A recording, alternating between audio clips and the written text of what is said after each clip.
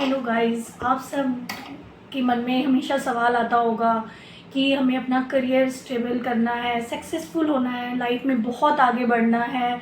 और इस सब के लिए सबसे पहला जो अपना स्टेप आता है वो आता है इंटरव्यू।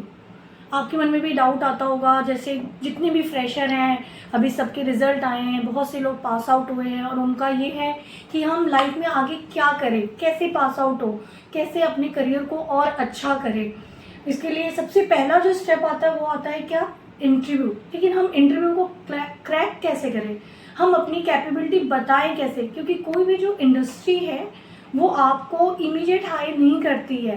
कोई भी इंडस्ट्री फ्रेशर को जल्दी रखना नहीं चाहती है जब तक आप में कुछ क्वालिटी ना हो, कुछ स्किल्स ना हो, कुछ डिफरेंट ना हो। जब तक डिफरेंट नहीं होगा कोई भी आपकी तरफ नहीं देखेगा। तो आप सबके दिमाग में ऐसे डाउट्स आते होंगे और आप सब ये सोचते होंगे कि कोई तो हमें गाइड करे या कुछ ऐसा बताए। तो मैं आपको इसके बारे में अपना एक्सपीरियंस शेयर करती हूँ। फर्स्ट ऑफ ऑल मैं आपको बता दूँ कि मैं कौन हूँ, क्योंकि आप सब जानना चाहेंगे कोई भी है भाई, ऐसे कैसे हम आप पे ट्रस्ट कर लें, ऐसे कैसे मैडम हमें गाइड करेगी और हम बात मान लें। लेकिन मैं आपको अपना प्रीवियस एक्सपीरियंस शेयर कर रही हूँ। अगर ये एक्सपीरियंस आपके कहीं भी काम आ जाता है और आप लाइफ में सक्सेसफुल होते हैं तो ये मेरे लिए काफ़ी होगा। फर्स्ट ऑफ ऑल मैं बताती हूँ, मेरा नाम है Kumkum Singh. I am working HR और मेरा जो प्रीवियस एक्सपीरियंस है वो 10 इयर्स का है। वो डिफरेंट फील्ड का है, like automobile sector, textile, export house. This time I am working in home decorative product and all distributor of Rajasthan. यहाँ पे मैं as a HR head work कर रही हूँ। मैंने अपना करियर जो स्टार्ट किया था वो किया था ऑटोमोबाइल सेक्टर से।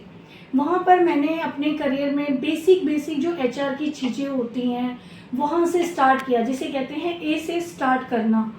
फिर मैंने अपने करियर में वहाँ पे सब कुछ सीखा कि एचआर कैसे वर्क करता है। वहाँ पे एचआर का जो सबसे मेन पॉइंट होता है वो होता है किसी की माइंड को पढ़ना, एम्प्लॉयियों के साथ आपका रिलेशन, आप उनकी बातों को समझे, उनके साथ आपका जो बिहेवियर है वो काफ़ी फ्रेंडली होना चाहिए। जब तक आप फ्रेंडली बिहेवियर नहीं रखेंगे वो आप तक अपनी क्वेरी लेकर नहीं आ सकते हैं। जब वो आपके पास आए, आपकी क्वेरी लेकर आए अपनी, आप उस क्वेरी को सुनिए, उसे रिजॉल्व कीजिए। धीरे धीरे मैंने भी यही किया।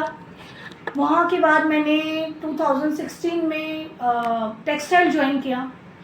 5 ईयर मैंने टेक्सटाइल में वर्किंग की। उसके बाद फिर मैं आ गई एक्सपोर्ट हाउस में, वहाँ पे मैंने 1.5-2 साल वर्किंग किया। और लास्ट अभी 3 ईयर्स से जो है मैं होम डेकोरेटिव वाले जो सेक्शन है उसमें वर्क कर रही हूँ, जो इंडस्ट्री है।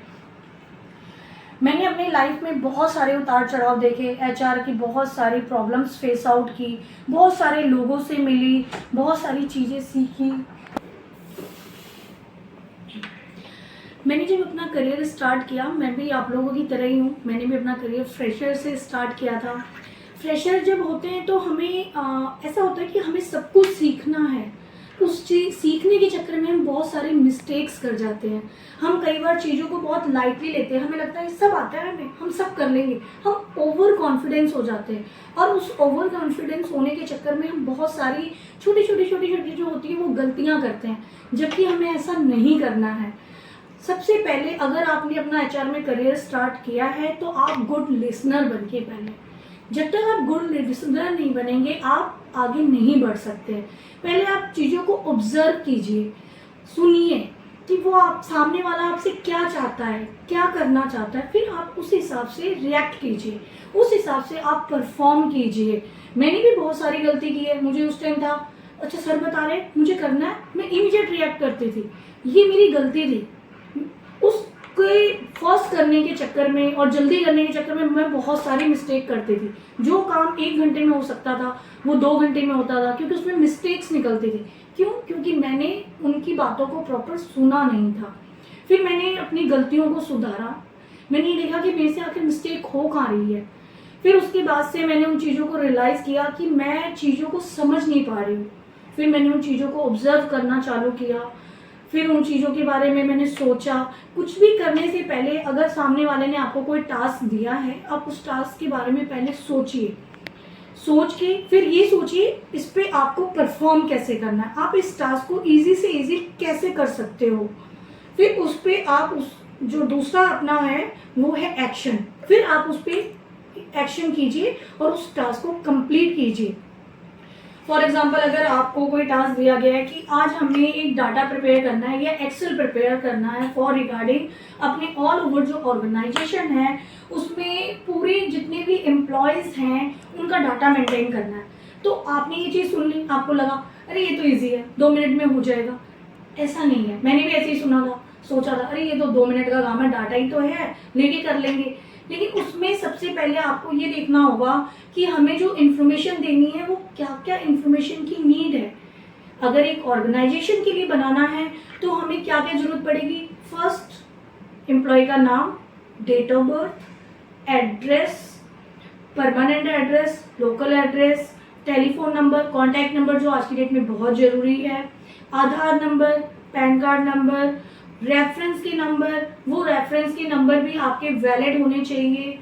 सेकंड, फिर उसका email address, emergency contact number कि अगर कल को एम्प्लॉय में कोई इमरजेंसी आ गई, कोई आपको इन्फॉर्मेशन देनी है उसके घर तक, तो वो आपके पास जो होना चाहिए वो इमरजेंसी कॉन्टैक्ट नंबर भी होना चाहिए।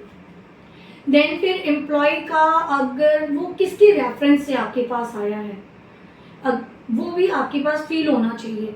फिर ये सारी इंफॉर्मेशन आपको कहाँ से मिलेंगी। एम्प्लॉय के पास इतना टाइम नहीं है कि वो आपको देगा। एम्प्लॉयमेंट फॉर्म अगर आपके पास अवेलेबल नहीं है तो आप सबसे पहले बेसिक चीज़ क्या करोगे, एम्प्लॉय का फॉर्म भरवाओगे जिसमें आपको जो आपकी नीड के कॉलम है वो डालोगे। फिर हम वो कॉलम डालते हैं, फिर वो हमें फिल करके देता है और उसके बाद हम वो डाटा तैयार करते हैं।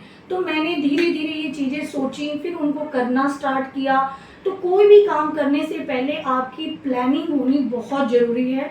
उस प्लानिंग करिए आप, फिर उस पर इम्प्लीमेंट कीजिए कि हाँ मैंने ये प्लानिंग की, इसको कैसे आगे करना है, स्टेप बाय स्टेप वर्क कीजिए। मैंने भी यही किया है और मैं आज इस प्लेटफॉर्म पे आई हूँ।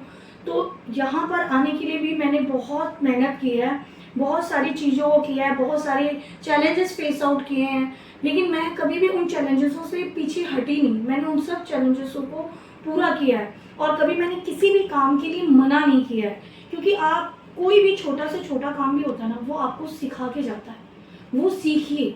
क्योंकि एक जो कहते हैं ना लर्नर, जितने भी फ्रेशर हैं जो कि अभी अपना करियर बनाना चाहता है उनके लिए बस मेरा एक ही एडवाइस है कि अगर आप अपना करियर एचआर में बनाना चाहते हैं, फर्स्ट ऑफ ऑल आप कॉन्फिडेंट रहिए। जितना आप कॉन्फिडेंट रहेंगे उतना आपके लिए सही रहेगा। सेकंड, आप अपना करियर इंटर्नशिप से चालू कीजिए। कहीं आपको लगता है, ज़रूरी नहीं है कि उस टाइम आपको अर्न ही करना है, आप सिर्फ सीखने के लिए लगिए और देखिए कि जो वो एचआर है वो कैसे वर्क करते हैं, एचआर की क्या क्या पॉलिसीज़ हैं, एचआर कंपनी के अंदर क्या क्या काम करते हैं, ये सारी चीज़ें आप एक बार ऑब्जर्व कीजिए, सीखिए।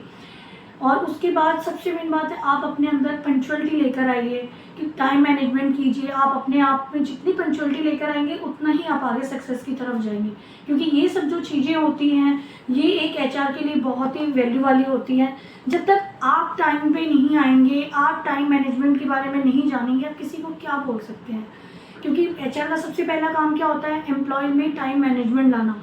उसके एम्प्लॉय में ये टाइम मैनेजमेंट लाने से पहले आपको अपने अंदर ये टाइम मैनेजमेंट लेकर आना पड़ेगा।